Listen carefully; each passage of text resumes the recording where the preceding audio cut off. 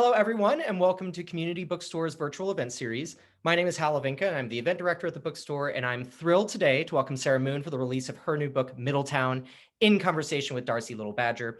While the pandemic has taken a toll across all of our lives, virtual programs like the one you're about to see have become bright spots in our days, and I want to give a huge thanks to our guests for joining us tonight. So to some housekeeping before we get started, you should be able to see and hear our presenters, but they cannot see or hear you. So if you have any questions, please click on the Q&A button here at the bottom of the screen to submit them. We'll try to get through as many of those as we can at the end of the program. There's also a chat button here through which I'll be posting a link to purchase tonight's book. Very important. A caveat for tonight's event and for all virtual events, we're all at the mercy of our home internet connections and server loads, so please bear with any technical issues that could arise. We will try to solve them quickly. And finally, we've scheduled a whole host of spring programming for you, so head over to our website and sign up for our newsletter to stay up to date. One that I do want to call out, tomorrow we're collaborating again with the New York Review of Books, this time their comics division, to welcome Sherry Flanagan for the release of Trots and Bonnie in conversation with Emily Flake. That program is on our website now and taking registrations. So now a little about tonight's guest, and we will get started. Sarah Moon is a teacher and writer. She lives and works in Brooklyn, New York with her wife, Jasmine, and her daughter, Zora. She is the co-editor of The Letter Q, a young adult anthology. Her first YA novel is the critically acclaimed Sparrow. And Darcie Little Badger is an earth scientist, writer, and fan of the weird, beautiful, and haunting. She's an enrolled member of the Lipan Apache tribe of Texas. Her first novel, Elazzo, was a national indie bestseller, named to over a dozen best of year lists, and called one of the best 100 fantasy novels of all time by Time. Sarah and Darcie, the stage is yours. Oh, thank you so much. Yeah, can I just say that I'm excited to be here speaking to Sarah about her new book, Middletown.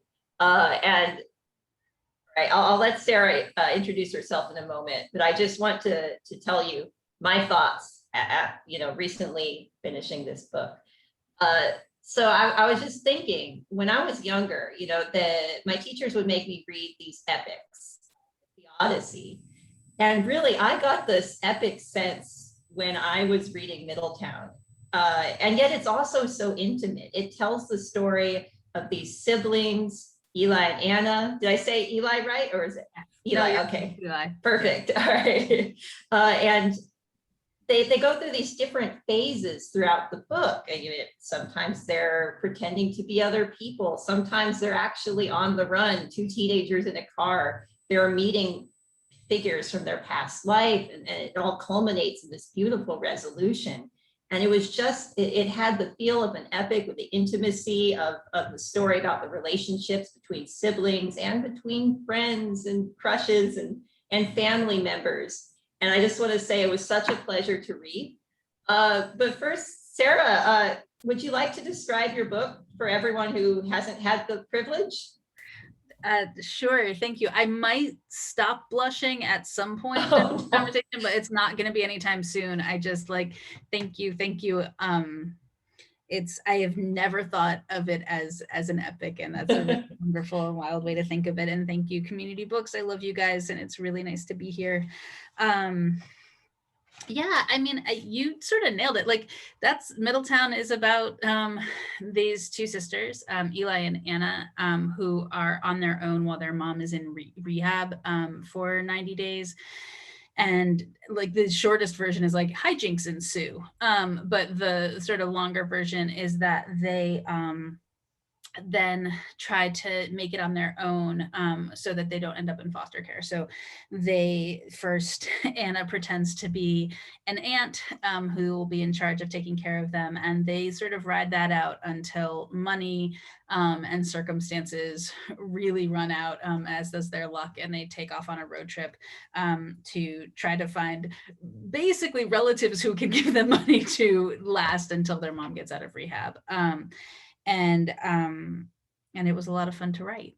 I'll read a little bit, I think, if that's all right, to give you all a sense. I would say it's largely a book about relationships. And I think when we start off, there are two big ones. And one is Eli's relationship with Anna, and the other is Eli's relationship with her best friends. So I'll just read a little bit from both of those. Okay. Hoover Junior High and Middletown High School were half a mile and a world apart. The girls took the bus together. Eli got off first, and Anna headed up the hill to the high school where, Eli had been told, everything would be better. This seemed unlikely. Eli waited outside for Javi and Mina. It was always the kids who lived closest, the ones in the fanciful Laurel Crest neighborhood just down the street who got to school last. And then teachers wanted to yell at Eli for arriving 5 minutes late when it was the bus's fault, not hers. But today, it wasn't going to be the bus's fault. It was going to be Javi's and Mina's. If they didn't hurry up, she'd be late for first period English, and Ms. Russo would say, "Third time this month, Eliza," and give her detention, because that was just how Ms. Russo was. But if she went in without them, she'd have to deal with Kevin. He'd be waiting where he was always waiting. She could see his baseball cap through the window in the door. If she was alone, he'd follow her down the hall saying, "Hi, boy, good morning, boy, how are you, boy?" and try to push her into the boys' bathroom. If she was with Javi and Mina, they'd all flip him off together and saunter off to class. It was amazing what being best friends with the prettiest girl in the 8th grade could do. And Mina was just that. Everyone knew it but her. Everyone also knew that Javi was gay, and not just that he was gay, but that he was a gay Puerto Rican chubby classics nerd with the right answers and thick glasses and a love of the ablative. In any other school, he'd be a walking target, more so even than Eli, but here he was also the principal's son, and not even Kevin was stupid enough to mess with him. Eli liked Principal Calderon and wished that the principal's powers of protection applied to her too. They gave Javi a shine of confidence that Eli hoped would one day rub off on her. Eli eyed her phone exactly 1 minute until the late bell. She weighed her choices. Kevin and his stupid hat and the boys' bathroom, or waiting for these two fools to finally show up and probably get detention. Either way, she'd be late, and if she could avoid Kevin, detention would be worth it. Plus, she'd probably have it with Javi and Mina anyway. She opened up the group text. "Where are you guys? Russo's going to kill me." As she pressed send, Javi's hand appeared on her shoulder. "Sorry, E, our diva slept in. I had to go and wake her myself." "Some of us need our beauty rest, Javi. We can't all wake up like Beyonce." Javi pushed the door open and walked through the hallway, his personal catwalk. Mina went in next, her everyday jeans and t-shirt that on her looked like somehow elegant, effortless, and cool. Eli followed behind. She could be their third wheel, but Mina would say, "No, we're a triangle, that's all." And Javi would say, "Yeah, a pink one." And Mina and Eli would laugh and roll their eyes and shout, "That's so gay," at him, until they were all laughing and had no idea why. They never made Eli feel like their less cool, less popular counterpart, though she knew that's exactly what she was. On bad days, Eli wondered why they hung out with her anyway. Eli's theory was that all middle schools are a special kind of punishment, a place to jail kids while they go through puberty. Hoover was particularly cruel, housing only 7th and 8th graders, a deserted island keeping pubescent kids trapped away from the precious innocent 6th graders and from the freedoms of high school. Mina and Javi went up to 6th grade at Country Independent before their parents sent them to meet real people at Hoover. Eli wasn't one of the real people they met until this time last year, as if by magic, in health class on a Friday last period. Mr. Johnson was the basketball coach / health teacher, and he was much more comfortable on the court than in the classroom. They were playing Puberty Jeopardy, which is a terrible idea no matter what, but an even worse one with 7th graders on a Friday. When he read the question, "The sack of skin that protects the testicles and regulates their temperature," Kevin said, "What is your mom?" When Eli muttered, "No, Kevin, what is your mom?" Javi looked over at her with a raised eyebrow and a smile. Everything went predictably to hell, and Mr. Johnson yelled, cajoled, and finally gave up, sat down, and read the paper. "You're funny," said Javi. "I mean, I can do better than a your mom joke, but since Kevin can't, I figured I should play fair. He'd be diabolical if he wasn't so dumb." "I think he may be both." "True. I'm Eli. Javier. My friends call me Javi, and you're one of them now. Cute, funny homosexuals are my cup of tea. I'm not making any assumptions, of course." Eli laughed. "No, none at all." "Mina," Javi poked the girl sitting next to him, "this is our new friend. Eli, this is Mina, the only heterosexual in this godforsaken place worth knowing." "I'm flattered," said Mina. "It's nice to meet you. I hope to live up to the title of worthy heterosexual friend for you as well." It was immediate with Mina, like something out of a movie. Even in that horrible, smelly health class, Mina's smile was all the things in all the pop songs: a ray of sunshine, a shot to her heart, a flip in her stomach. The fluorescent lights seemed to make a halo over her long, dark hair. The three of them started talking that afternoon and basically hadn't stopped since. That was 1 year ago. This morning was just one of the many in the last year during which Eli had waited for Javi and Mina to stroll to school, arm in arm, scooping her up on their way. Every single detention had been worth it, though Eli made sure to keep it just under the number that required a parent-teacher conference. She didn't want Mom to come to school. I think I'll stop there with them. That's them. And here's the other big relationship. Eli and Anna go grocery shopping. Eli and Anna and food is a lot of fun to write about because teenagers with access to money and trying to figure out how to feed themselves is just a blast. So we'll do a little of that. This is the first time they go grocery shopping after they realize that their mom is not coming home. The girls raced through the aisles, splitting up ingredients and meeting back at the cart with zucchini and sauce, cheese and noodles, pepperoni and dough. Anna was pushing the cart to the register when Eli ran off for one more thing. We've got everything, Eli. I even got you pancake mix. Hang on. Anna was unloading the cart when Eli returned a few seconds later with a bouquet of purple flowers in her hand. What's this for? 'Cause it's nice. Sometimes it's nice to be nice. Anna smiled for what seemed like the first time in days. Sure, kid.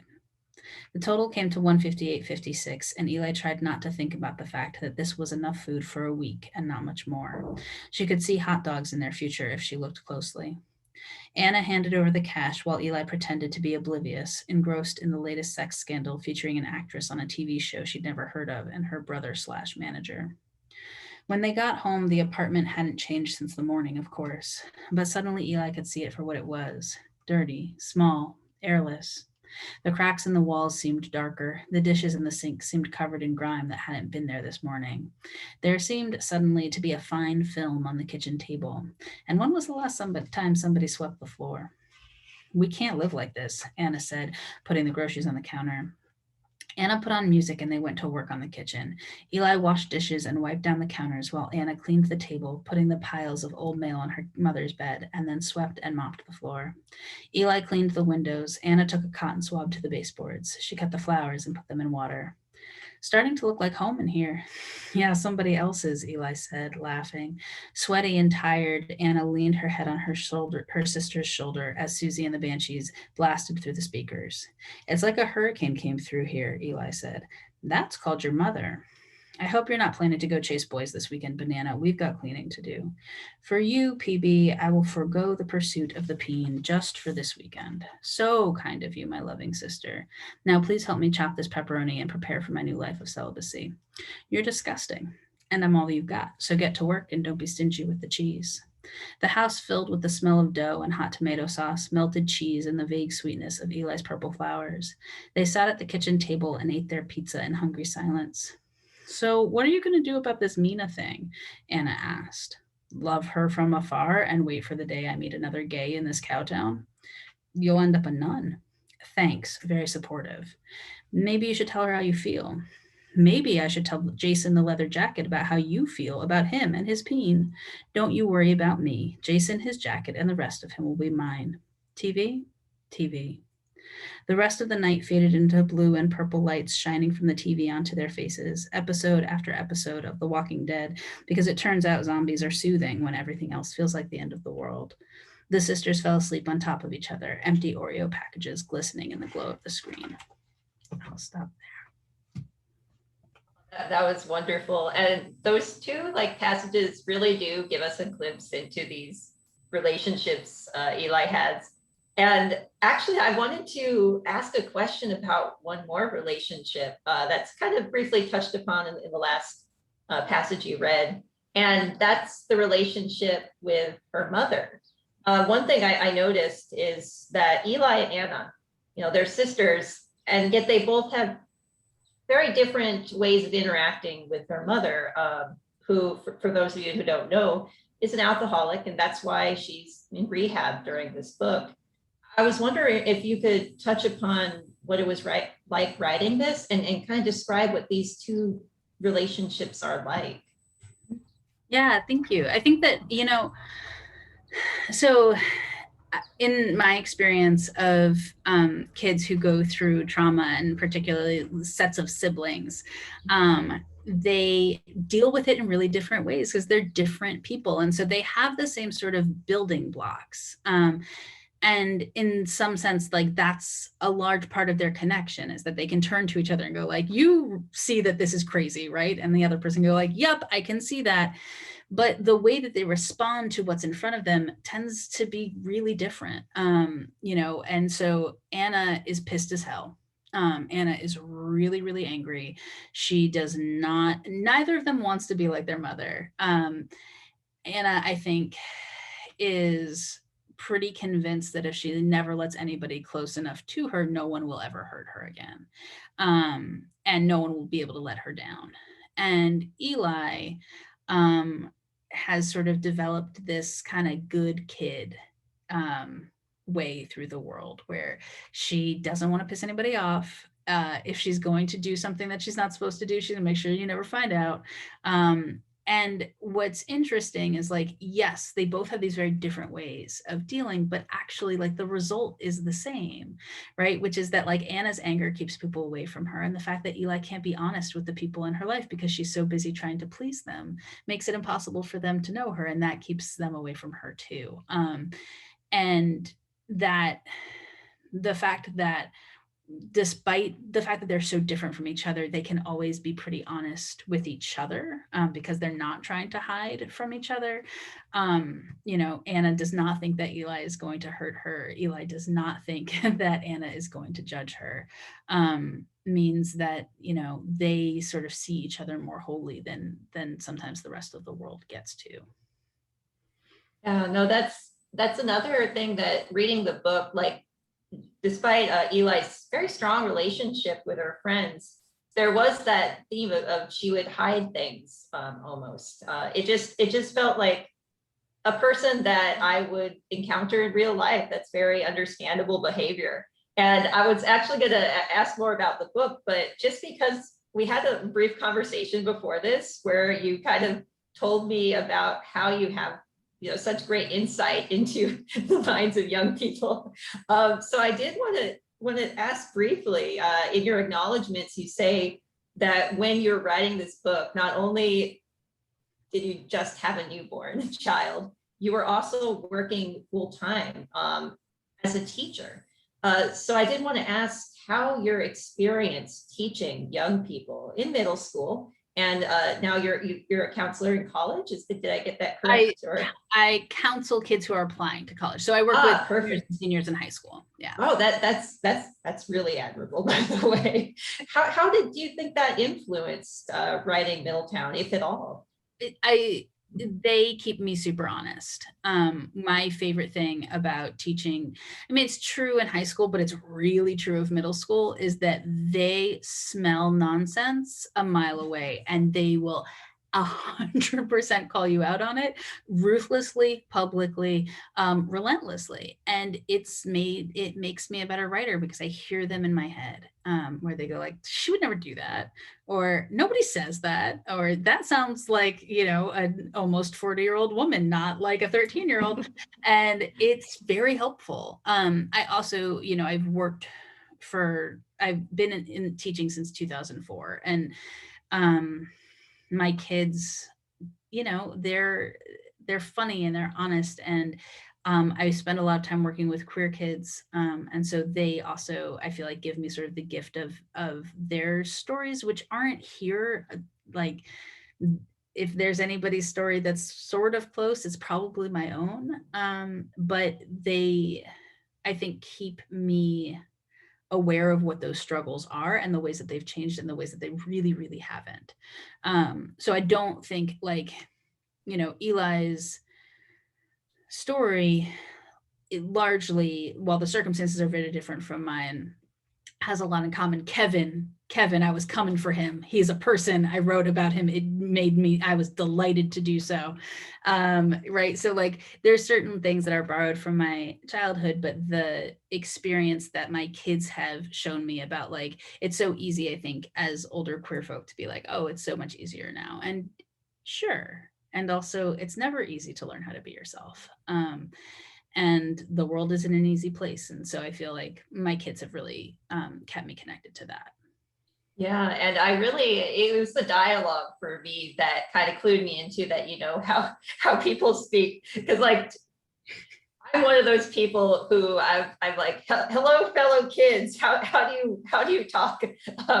It's just like the way that it just sounds so natural. Like I was thinking about the conversation between the two teenage sisters. That's the type of thing you might overhear if you were in the grocery store next to them and you hear two sisters talking. It's just really wonderful. So I did kind of get the sense that you knew what you were writing about.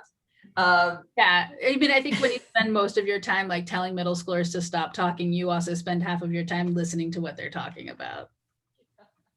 And actually, yeah, Kevin was such a jerk. I'm not going to spoil what happens, but I was happy with that ending. And so I didn't realize Middletown was a real place until we actually spoke. Can you talk about the real Middletown and how close it is to the town in this book? Totally. So I chose Middletown as the name for it because the like literary answer, I guess, is that like these are a lot of characters who are in the middle, like they're characters who are in progress. And I liked that about it. But honestly, I'm like a huge Simpsons nerd. And I liked that Springfield was named Springfield because there were so many Springfields. And I like that there are so many Middletowns. My Middletown is in Connecticut. I'm not from Middletown. I'm from the town next door to Middletown. And probably this Middletown in the book probably resembles closer to my hometown than actual Middletown, which I think of like as a bustling metropolis because the town I'm from is so small. But it has some of the same, the feel that I remember growing up. It's slightly more walkable than my hometown. Eli spends a lot of time like walking around her town. There's public transportation, which there wasn't in my hometown. So like there are things that I stole from Middletown and things that I borrowed from growing up and then sort of smashed them together. But I like that for a lot of different folks who have grown up in different Middletowns, they've been like, totally, that's exactly what Middletown is like. I'm like, sure, right? Like we're all, yes. Yeah, I loved it. Oh no, I'm not going to get into the Rocky Horror Show until the end. I promised myself I won't derail this, but I can imagine them biking down there in like a little town in Connecticut. Exactly. But I did want to kind of touch upon some of the themes and the things that the characters go through in this book, because so one thing I loved about this book is there was always this prevailing sense of hope. So even in the sisters' like darkest times when it seemed like their luck had run out, they were fighting to stay together and they didn't give up on that. But it does deal with a lot of very heavy themes. There is, alcoholism, which we touched upon. There's also things like bullying. There's even a teacher who sexually harasses or assaults some of the students. And personally, in a middle grade book, I do think it's very important not to shy away from things that young people would go through. So I was wondering, as a writer, how did you incorporate these difficult themes into the story? Was that difficult? And why is it so important if you feel like it is? Yeah, no, I absolutely do. I think that one of the things about not having done this very much for very long is that I don't have a lot of preconceived notions about like what a middle grade book would be. I also didn't know that by writing about someone in middle school, I was technically writing a middle grade book. Like there's sort of like industry things that are very common and very basic that I just have been completely oblivious to. And feeling very lucky to have an editor who's like, have at it, do what you want. You want to write about serious stuff in a middle grade book? I'm not going to stop you. I love a lot of YA. I love your work. But I love work that takes teenagers seriously. And it doesn't occur to me because it's not been true in my experience that like the kids that I spend my time with are not thinking about like their hair or whatever. Like sometimes they are, but also they're thinking about worrying about their friends or worrying about their parents or worrying about what's happening. And like, especially in middle school, when like some of the kids are starting to party more on the weekends and they're not sure what they want to do. And like, it's part of their lives and it's part of our conversation. And I don't know why we would pretend that it's sort of like this adult insistence that being in middle school means not having an inner life. And I hate it. So I can't abide it. I have to write about the real stuff because it feels like giving, like, I don't want to condescend to my kids. They hate that. They get so mad. And I don't want them to yell at me while I'm writing. And so I try really hard not to. And the piece about hope is really interesting. There wasn't a lot of queer YA when I was a kid. And so I read a lot of queer books really, really young. Like my favorite book in 7th grade was The Color Purple. My favorite book in 8th grade was Bastard Out of Carolina. And those are both really dark. They are. Yeah, they're super dark. I don't, but the thing that keeps them afloat is that there are moments of hope and love and levity. And I think that like really stuck with me. Nobody's life is all one thing. And I think particularly with kids and particularly when I'm writing about queer kids, there's always going to be some sunshine.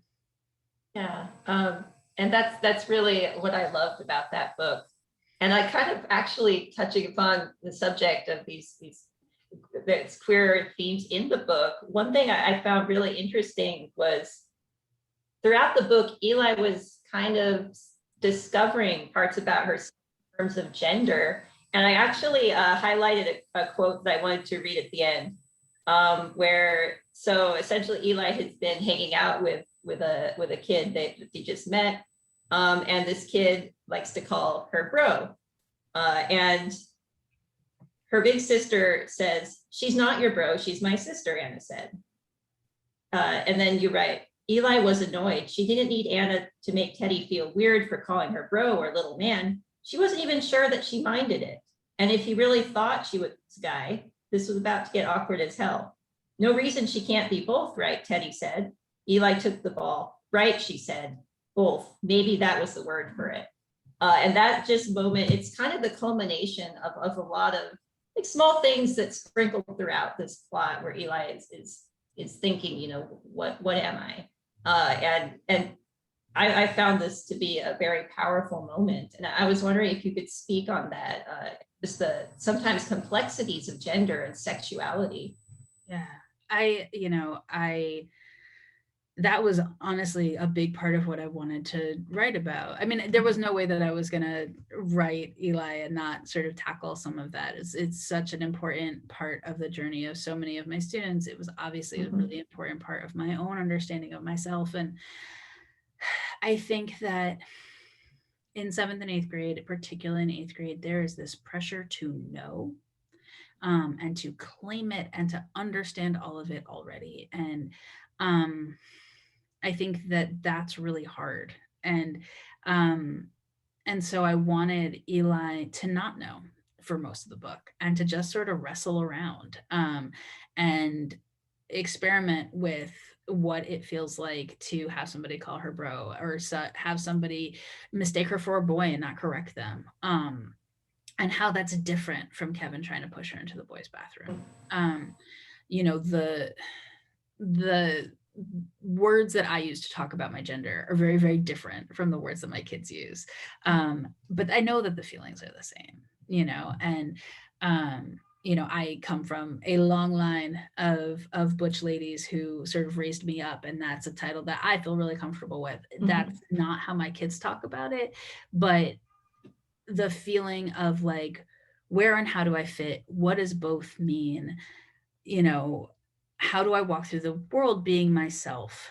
I like, you don't get more essential than that. And so gender feels like, a big part of that, and how Eli wants to be in the world and how to figure out how to be something that you don't see a lot of, is a big part of it. Her Aunt Lisa's helpful in that regard. I was sort of like blowing her mind a little bit. I really liked Aunt Lisa. Like Aunt Lisa. Especially wake up in the morning and then like wrestle with the chickens for those eggs. I actually wish I kind of lived in a place like that. Not the early mornings, but the rest of her life seemed pretty cool. But yeah, anyone who hasn't read it will have to read that book for a lot of things. But Aunt Lisa is at the end, and y'all. Yes, I know I can't talk about Aunt Lisa, but she's great. Yeah. And oh wow, you have several Q&As. So I guess I'll ask a couple more questions, and then we could move on to that. One of them was, okay, this is for me as well as for the audience. There's a donut on the cover of the book. So I was wondering, yes, there it is. I wish I had one. I'm waiting for my physical copy. I have the Kindle version, but got to get the paper book. But yeah, I was wondering, what's the significance of donuts? Not just in Middletown, but in life in general. I read this really fun quote on your Instagram, and I won't give it away. So like, here's the thing is that, I mean, it really is about like, for Eli and Anna, their freedom. It's like this, you know, there is, I think I only have one passage in which like I wax poetic about a diner, but I could have done like an entire book waxing poetic about a diner. I think if you grow up in a small New England town, you love a diner. And I love a diner, and Eli and Anna love a diner because I made them. And for Eli, there's something like, there's something joyful about like something, I know it sounds silly, but there is something joyful about a donut for Eli. And that there's something like, this is mine and nobody else gets to take it and nobody else gets to control it. And I can produce it even though I'm only 13. When I know that there are some folks here who I grew up with, like when I was in middle school, this is actually probably it. When I was in middle school, I'm from this small town. It's like a whole hullabaloo because there was going to be a Dunkin' Donuts, and like, it was a thing. And I could bike there. And so I'm sure that in fact, Eli's love of donuts is not far from the, 1995 Dunkin' Donuts that moved into my town and, marked my middle school life. But it felt like, look at this thing that I can do all by myself. Yeah. No, I really resonate with that. When I was young, it was a Krispy Kreme place open in Texas. And then I remember I was an intern in Massachusetts, so kind of moved up from south to north, and like all these Krispy Kremes were replaced with Dunkin' Donuts. So you saw more Dunkin' Donuts than Starbucks, and so that's when I really learned to love Dunkin' Donuts. But yeah, it is like a big event, and it's just like the simple pleasure of a donut. I definitely get that. And my final question, so there's this scene in the book where Eli goes with Javi to the Rocky Horror Picture Show, like live.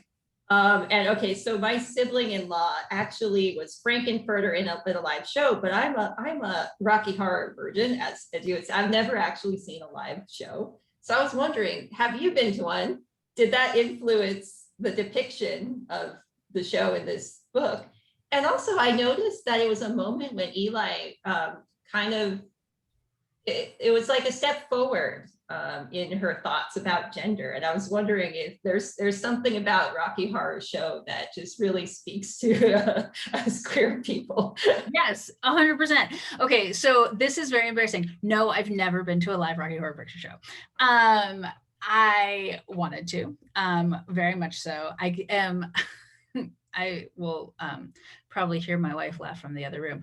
I cannot stay awake during a movie. I have seen Rocky Horror all the way through, but live Rocky Horrors always happen at midnight. And even when I was like a badass young person, I could not do it. So I have never been to a live Rocky Horror Picture Show because I would never be able to stay awake in order to go to one. I found Rocky Horror when I was in high school. I had a friend who was super into it, and it did let us sort of talk about and play with gender in a way that it always, play is the right word. And like Eli first of all, a lot of children of alcoholics don't really know how to play, and Eli is one of them. So like playfulness, levity, it's not really something that she's familiar with. And when it's something as big as your gender or how you're going to express that gender, it feels really big and it doesn't feel playful. And so I wanted Eli to be able to actually play, both for like herself as like a kid who's had some trauma, and for herself as like this queer kid who's figuring shit out. It was like, go play. And see that it's like all performance, and see what feels good. And Eli gets to be in drag for the first time, and like that's exciting and fun, and also not that serious. And I wanted that for her. And when they're at the show, I felt like, I've watched in part of my sort of research for the book, certainly the most fun parts of the research for the book was watching live Rocky Horrors on YouTube. And I just thought like, she would want to fall through the floor and also be the best night of her life. And like, let's do that. That's going to be really fun to write about. You just really made it sound amazing. And the way that you brought it to life, that's testament to you as a writer. You might not have gone, but you knew how to make it seem like you've gotten one. I remember so I spent a lot of time, I came out when I was 14, and I spent a lot of time sort of actively seeking out queer spaces because there weren't that many of them. And it was can't do math, 1996. And, in a small town. And so the feeling of being in a room full of people who like don't either are queer themselves or don't care, when it feels like everyone cares, or it feels like everyone's sort of secretly Kevin, or not so secretly, is so powerful and so fun and so freeing, and you kind of can't get enough. And part of the reason that like I remember those experiences for myself, but I also every year chaperone a field trip for the queer kids at my school to True Colors, which happens at the University of Connecticut. And it's the only national conference for sexual minority youth and their allies. And they come back and they're like a light, right? Like they have just been in an entirely queer space for the first time in their lives, where they, they're sometimes like 2,500 other people there, and it just blows their minds and they can't get enough. And I was like, that's the thing, right? Like that's the motor. They are so lucky to have you. I'm just thinking that must have been, I'm lucky to have. I'm imagining what it would have meant to have like somebody like you when I was a youngster. It probably would have improved my life a lot. And you probably know those feelings too. Yeah, they improve mine. So I certainly hope that it's mutual. Yeah. And all right. Oh my goodness, so many questions. Some of these, fortunately, I think you touched upon. So we might be able to get to all of them. Let's just go bottom up. All right. What are some of the queer stories that inspired you? Thank you for this. Thank you, Anonymous. Absolutely all love to The Color Purple at Bastard Out of Carolina, Zami. Those were like my touchstones as a very young queer person, largely because not a lot of queer YA. So I read it. I had this sort of weird reading list in high school of like every text to watch out for that has ever been written ever.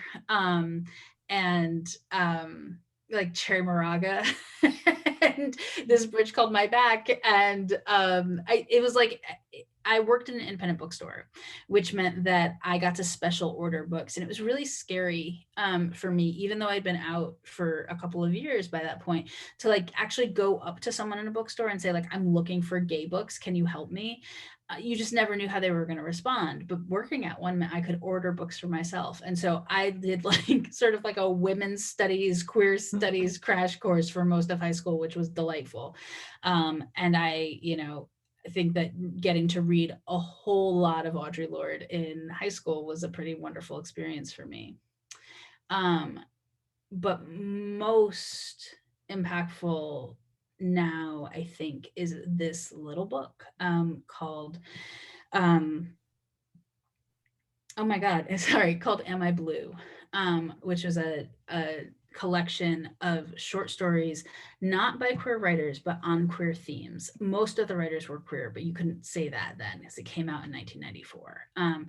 And it was one of those books where my mom just dropped it outside of my door and she was like, thought you would like it. I think I was 12. I wasn't out yet. And I ate it whole. It was the only queer YA that I had ever encountered when I was still a queer young person. And it saved me. It was so like, I can recite those stories whole cloth still. So yeah, probably that. Oh, that's a sweet story. Here's the next question. This one, I imagine you do have an answer for this, considering like all that you had on your plate before 2020 happened. How has the pandemic changed your approach to writing, or has it? Yeah. It has made me see how much I need it, and how much I would do it even if I couldn't ever publish a book ever again. I miss it when I don't do it, and I don't do it a lot right now. I have a 3-year-old. She does not take kindly to my saying, "Oh no, but I have to go write." But I was raised by a writer, and I know how to get up early and write alone in the dark, and I know how to take notes on my phone when I'm at a playground. And those are all things that I learned from her. And also, I think that it has made me sort of more still with myself in some ways. And so that has been probably the only good piece, is that like during the pandemic, I've been able to listen to my ideas more clearly because there's not as many distractions. And that's been great. Having less time is hard.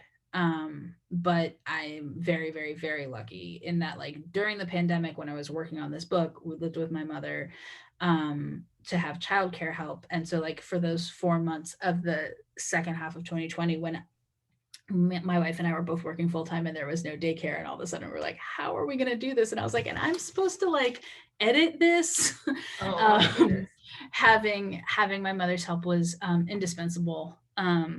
Also because she's my favorite person to talk with about my work. And then since we've been back, it's been, I feel very lucky to have a partner who was like, how about you take some time?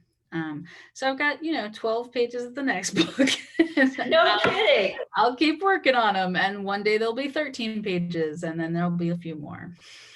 Oh yeah, I know the answer is probably no. Can you tell us anything, any sort of hint or about the next book? So it's like, I haven't figured out how to talk about this succinctly. Yeah.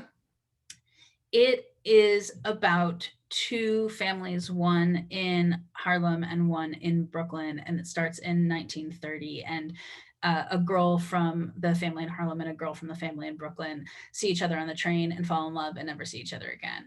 And then the stories keep going with different generations of these 2 families, and the 2 girls who sort of circle each other in each generation but aren't together till we get to 20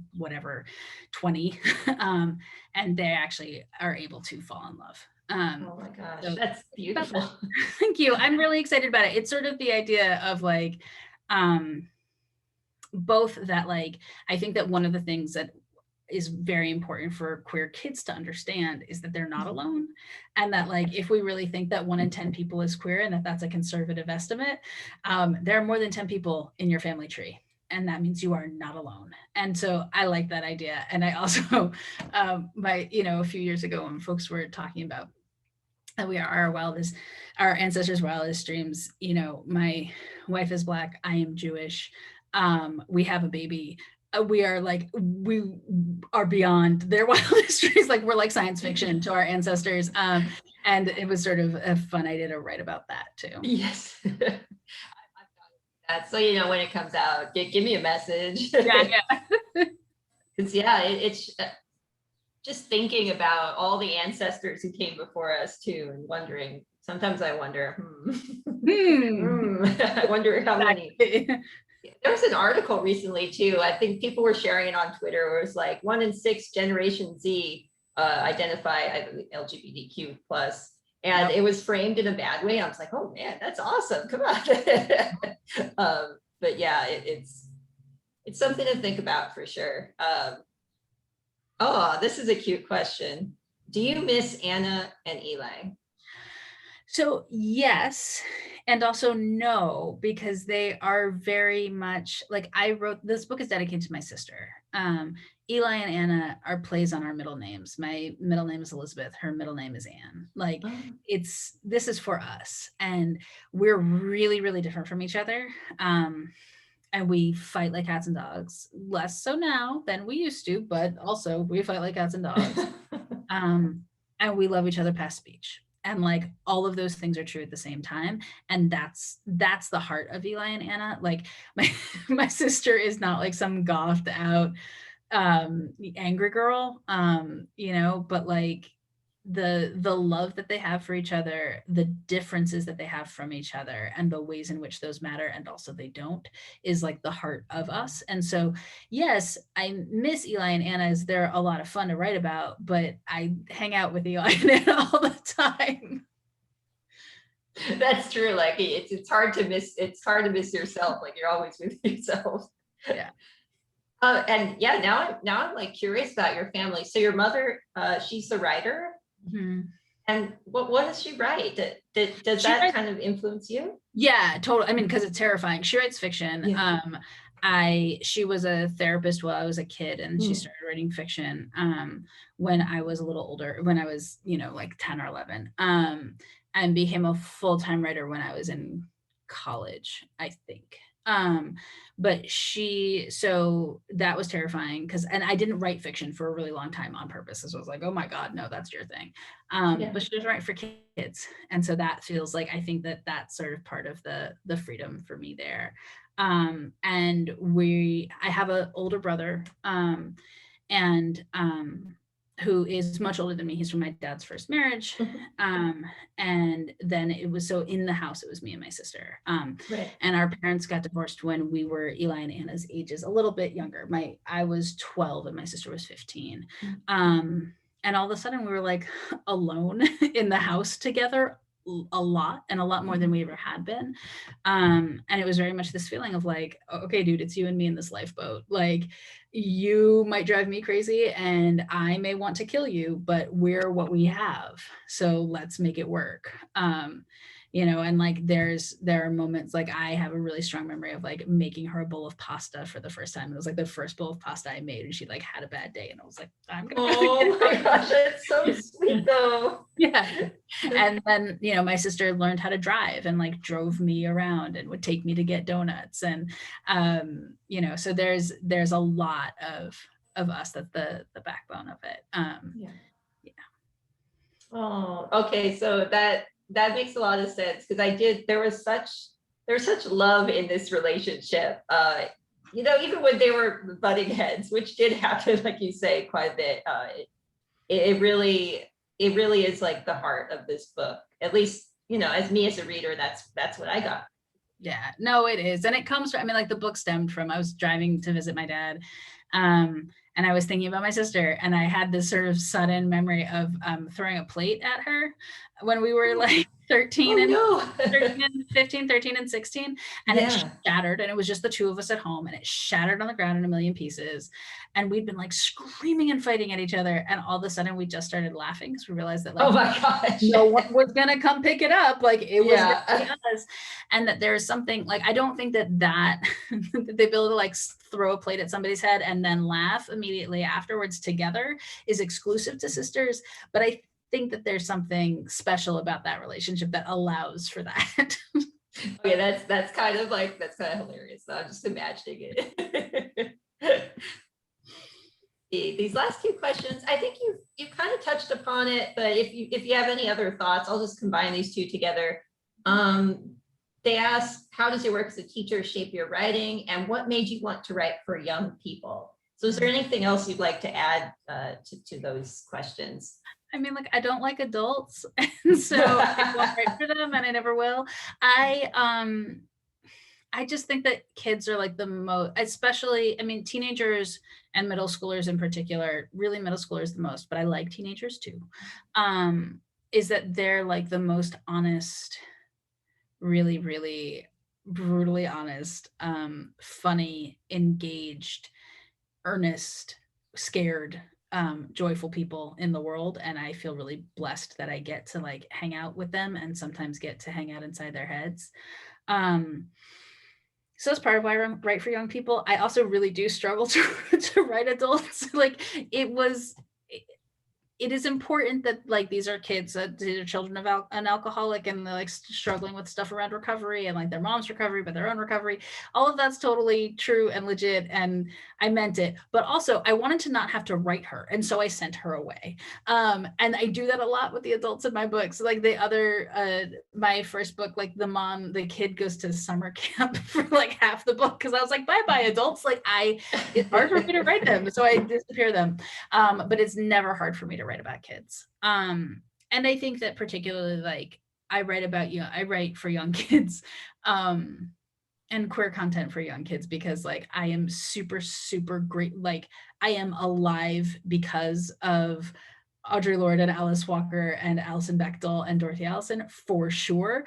But I also think that like maybe a seventh grader can pick up something else, and have like a little bit more age appropriate queer content to engage with. And if I can help provide that, then I will have done a good thing. Yeah, I just gotta say, thinking back on other books that I've read in my lifetime, really that formative period where I think these books made the greatest impact on me as a person and who I became was middle school through high school. So just the fact that you're putting out these books for the next generation of young readers is very important. And I don't know how much time we have. Hello, do we have time for one more question? Yeah, let's do it. Perfect. All right. So this is a selfish question for me. I was wondering, because I also published with Levine Credo. So is your editor Arthur? And what was that editorial relationship like? How was it like editing a book with such a I don't want to be too like complimentary, but I have a lot of respect for Arthur and the work that he helps put out there and just like his editorial opinion. I was just like, what's it like working with him as an editor? I feel like the luckiest person in the world. I don't understand how this happened. I don't understand how this is my life. So in 2012, I did a book with James Lacine of the Trevor Project, which was called The Letter Q. It was queer writers' letters to their younger selves. And Arthur bought it. And I met him that way. And I didn't have an agent. And I was talking to him like before The Letter Q came out. And I was like, do you have any advice on like who I should ask, like who I should query? And he said, are you gonna write kids books? Are you ever gonna write for adults? And I was like, I will never ever write for adults. See previous answer. And he said, then just send me your next book. And I did. And I sent him Sparrow when it was 25 pages long. And we worked on it for a very long time until it was a book. Have an agent now because I'm terrible at like all things self-advocacy. But he is a dream. He understands my books and my characters and probably me inside and out. And I feel incredibly lucky. So that is all my schmaltz about the wonderful and amazing Arthur and all the folks at Levine Credo who are, I think, doing really extraordinary work in a really exciting way. And I feel really lucky. Yeah, and just like anyone listening in, seriously, 2 writers from Levine Credo, like I agree wholeheartedly with just the dedication of this publisher. And really the understanding, you touched upon how Arthur like understand what you put out. That's what I get with a sense with my editor, Nick. Like they seem to put a great importance in honoring these stories that we want to tell.